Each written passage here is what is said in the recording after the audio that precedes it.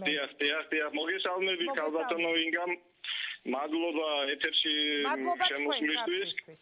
დიახ, უბრალოდ მე მინდა გითხრათ, რომ ბატონი გიორგი ფანცულაია ავიწყდება ერთი რამ, რომ მე არა მარტო საპატრიარქოს იურისტი, არამედ საქართველოს ადვოკატთა ასოციაციის წევრი ვარ.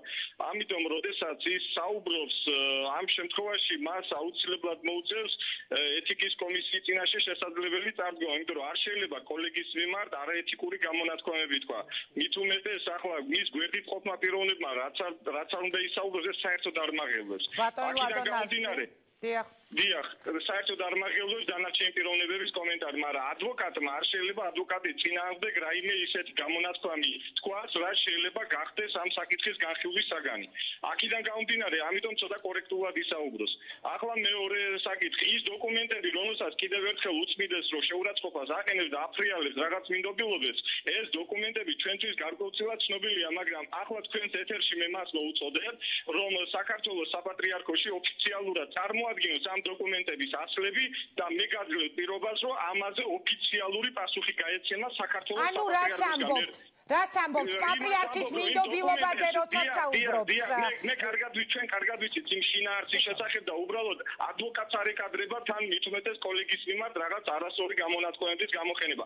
ამიტომ გიორგი ბატონო, ის ასლები წარმოადგინეთ საქართველოს საპატრიარქოში და თქვენ ოფიციალურად მასზე ყველაზე პასუხი გაეცემათ. ბატონედიშერ, ერთი წუთით არ დაგიგოთ ყურმილით. ერთი წუთით ბატონედიშერ, რაღაც კითხვა მაქვს თქვენთან. ხაზზე ხართ? ბატონედიშერ.